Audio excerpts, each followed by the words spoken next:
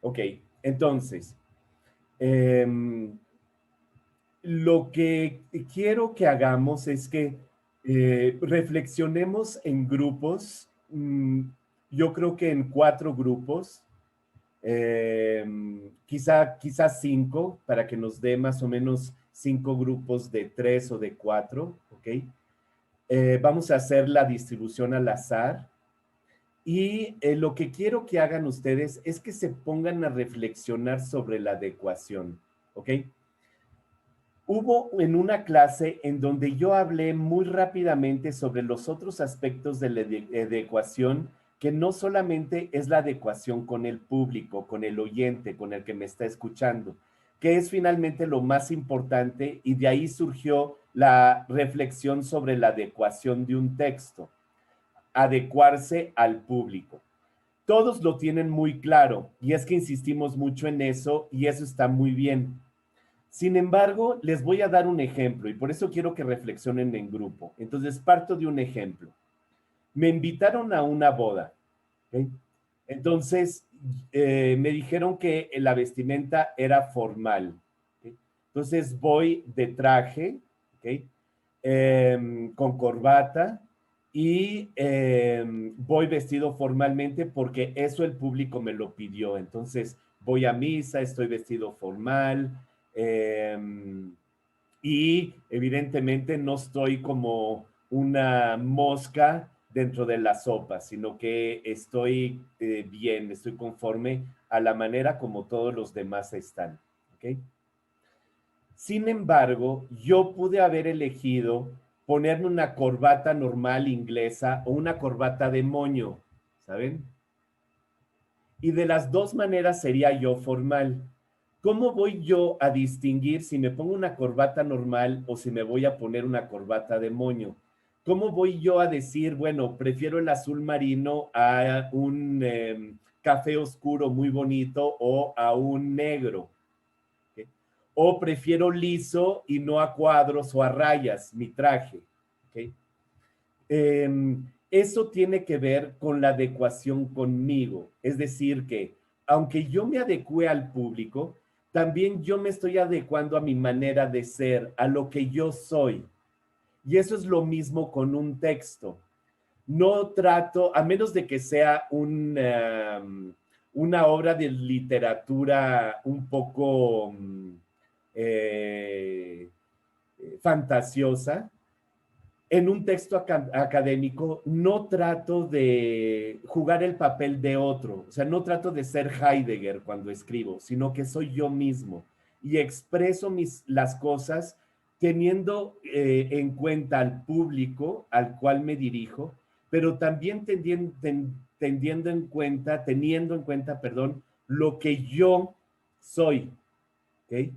Es decir, que según como yo soy, me expreso de una manera o de otra. Evidentemente que lo tengo que hacer de manera formal, ¿de acuerdo?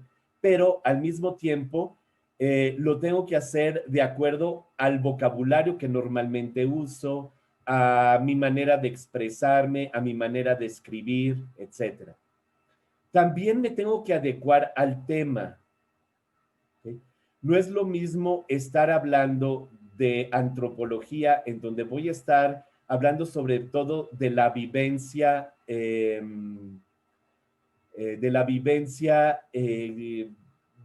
un ser humano, ¿ok? O de mí como ser humano, y hablo de esa vivencia, de lo vivido, ¿ok? A estar en un tratado académico de ontología, en donde voy a estar hablando del ser en cuanto ser, donde ya hay un tercer grado de abstracción y por lo tanto necesito utilizar las palabras adecuadas para no quedarme solo en expresiones metafóricas, porque si sigo hablando de la vivencia, nada más me voy a quedar en expresiones metafóricas en ontología. Entonces necesito conocer un cierto vocabulario que se adecue a la ontología para que hable formalmente del ser. ¿Okay? Y también necesito adecuarme al método, es decir, que necesito adecuarme a si estoy haciendo una deducción o si estoy haciendo una inducción. ¿Okay? Y por lo tanto, digamos, de lo más básico, Si estoy haciendo una deducción, voy a encontrar en mi texto y se deduce que, se concluye que a partir de estas premisas, lógicamente se puede entonces concluir que, etcétera. Si estoy en un texto inductivo, digo, pues es que a partir de la vivencia, entonces se puede suponer o tener una hipótesis o una intuición sobre esto y aquello, y después puedo decir, y con un razonamiento inductivo, me puedo remontar a una premisa, etcétera. Entonces, mi vocabulario también se adecua al método, porque voy a deducir qué es el método deductivo, voy a inducir qué es el método inductivo. Entonces, en el método inductivo va a aparecer, me remonto a, de acuerdo al principio de causalidad, se puede inferir que, etcétera, etcétera. ¿Ok?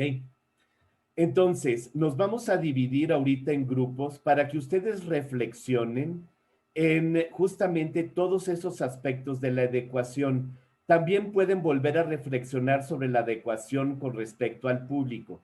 Y lo que quiero que hagan es que ustedes den ejemplos en donde ustedes encontraron que no había adecuación. ¿Ok? Por ejemplo, una de las cosas que existía en los tiempos de mi mamá, que una vez me lo platicó, es que íbamos a una boda y mi hermana se quiso poner un vestido blanco y mi mamá le dijo a mi hermana, mira, tu vestido está muy bonito y sí es formal, pero normalmente a una boda no vas de blanco porque la que va de blanco es la novia, ¿ok? Por ejemplo, y entonces ustedes también en grupo platiquen sobre esas faltas de adecuación que a veces son un pequeño detalle, como el que yo les di ahorita, pero que a veces pueden ser mucho más graves, ¿ok? Si se terminan sus ideas, piensen en los políticos, ¿ok? Por ejemplo, ¿cómo se adecua López Obrador a su público y también a su manera de ser, a su discurso, a su ideología? ¿Cómo lo hace Trump? ¿Cómo lo hace Biden? No sé si vieron los debates, pero si no los vieron, no importa, usen otro ejemplo, ¿ok? De algún otro político, ¿de acuerdo? Y si no, también pueden pensar en las homilías de los sacerdotes, de los padres.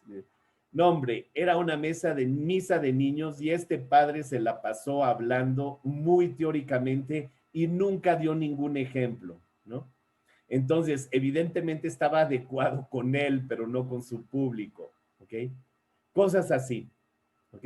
Y se dan ejemplos sobre eso para que tengan más idea de, de, de lo que la adecuación es, ¿ok? Entonces, voy a organizar ahorita los grupos. Tengo que meterme, creo que, a participantes. Y, ok, no es ahí, creo que es No, acá. padre, hay una sección en donde dice dividir por secciones o algo así. Perfecto, muy bien. Entonces, ahorita somos 20 conectados y lo que pasa es que yo soy 2. Entonces, lo Somos vamos a 18 hacer, alumnos. vamos a hacer las asignaciones automáticamente, ¿ok? Vamos a dejar que el azar se encargue de seleccionarlos a ustedes en diversos grupos. De una vez les aviso que Albertina está teniendo un poquito de problemas con su internet. Entonces, tengan paciencia si es que no se conecta rápidamente en su sala, ¿ok? Y si ya son 3, por ejemplo, dentro de una sala o 2, pueden empezar ya a darse algunos ejemplos unos con otros. Y vamos a regresar a las 8:35 para poder compartir los resultados y las nuevas cosas que ustedes descubrieron gracias a los ejemplos que dieron, ¿ok? O sea que lo que les estoy pidiendo es, en el momento del reporte, hacer un ejercicio inductivo, es decir, a partir de todas las experiencias que ustedes mencionaron, ¿qué conclusiones inducen, ¿ok? Con respecto a la adecuación. Bien, entonces voy a hacer 5 salas y voy a asignarlos entonces automáticamente. Pueden ser 6 de 3. Pueden ser 6 de 3. Fíjate que lo que me temo, Juan Manuel, es que, bueno, sí, vamos a intentar 6 de 3. Yo voy a seguir conectado, ¿ok? Y si alguno de ustedes no tiene sala, por favor me dice, ¿ok? Nada más espérense como 2 minutos. Ok, listo. Empieza la creación de los grupos automáticamente.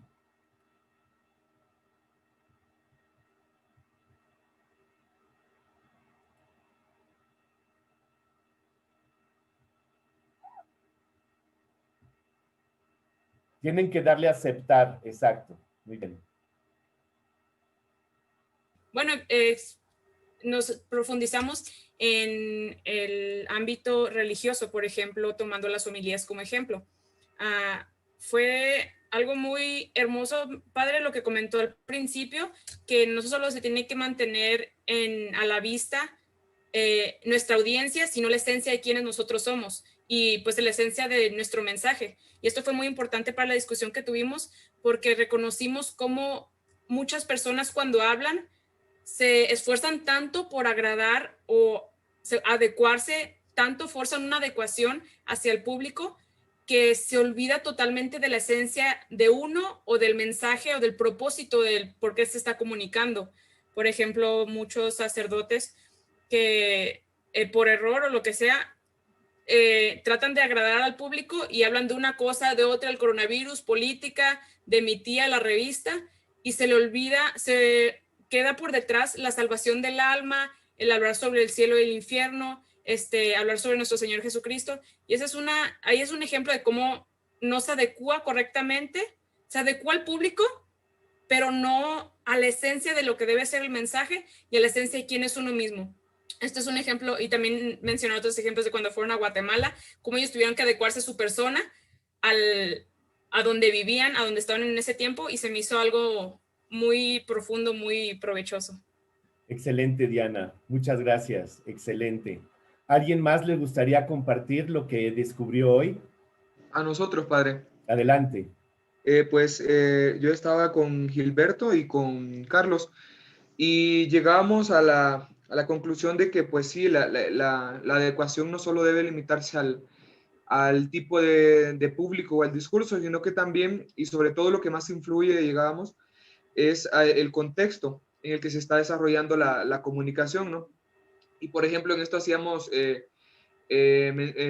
memoria de muchos ejemplos, ¿no? Y se nos viene a la mente el más actual ahorita, el del Papa Francisco, por ejemplo, que las palabras que él dijo, pues que detrás de todo el revuelo y de todo lo que se dijo, ¿no? Pues había como que un intento de adecuación por parte de las personas estas que querían dañar la imagen del Papa, por tomar sus palabras y adecuarlas a su contexto, ¿no? A que se viera como que el Papa apoyaba este tipo de uniones entre personas del mismo sexo. Entonces, pues como que en sí lo que buscaban era un fin, pero no de la manera correcta. O, por ejemplo, se nos venía a la mente que el contexto, por ejemplo, del tiempo, de la época. Porque, por ejemplo, en el caso de nuestros abuelitos, ellos en su tiempo jamás verían como adecuado que se utilizara un pantalón de mezclilla con lo roto o lo manchado que o por ejemplo lo tubo que ahora se usa, ¿no? Lo que se usa muy pegadito al llegar al pie. Entonces, y en cambio para nosotros en un ambiente informal o juvenil en el que nos desenvolvemos normalmente, pues es totalmente adecuado, ¿no? Y pues sí, entonces veíamos eso de que no se podía limitar solamente al discurso o al receptor, sino que también debería verse mucho sobre todo el contexto.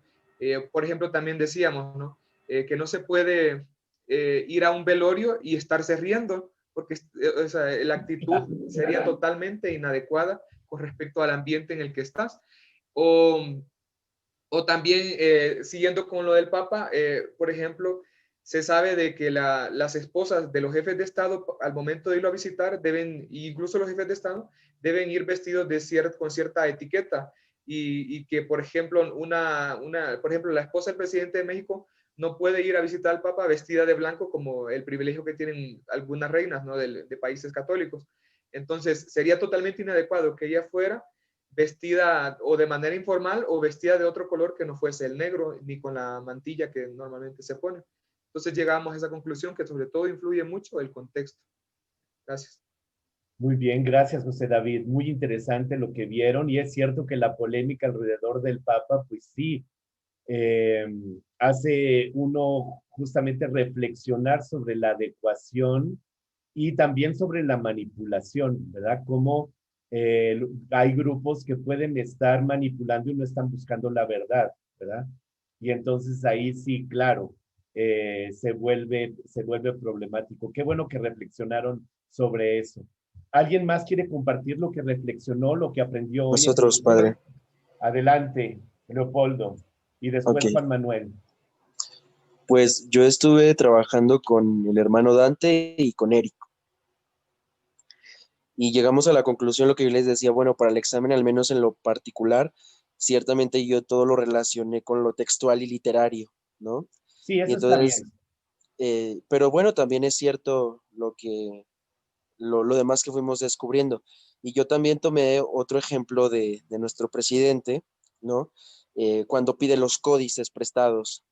Y no es adecuado, o sea, no utilizó la adecuación. ¿Por qué? Porque si él conoce nuestra constitución, sabe que si esos códices entran, ya no salen, ¿no? Entonces, pues ahí pidiendo eso. Entonces también vimos esa forma inadecuada. Y sobre todo, padre, yo caí hasta ahorita como en la conclusión también de, como decía San Francisco, ¿no? O sea, evangeliza y si es necesario utilizar las palabras. Eso es muy adecuado porque a veces predicamos una cosa y hacemos otra y no hay adecuación con lo que yo digo. Y también salió a tema, bueno, las homilías. Yo también les decía, híjole, a veces los padres en sus homilías hablan de todo. Cuando estuve en Roma, cuando fui profesor, cuando, no sé, ¿no? Muchas cosas de su vida, pero pues como decía Diana, ciertamente no, de nuestro Señor Jesucristo no hablaron.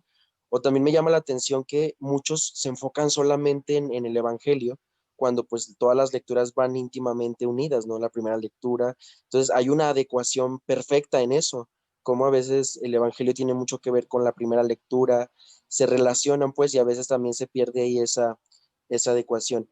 Entonces, yo creo que yo lo terminaría o concluiría en que realmente la adecuación es, si no muy parecida, va mucho de la mano con la cohesión y con la coherencia sobre todo, ¿no?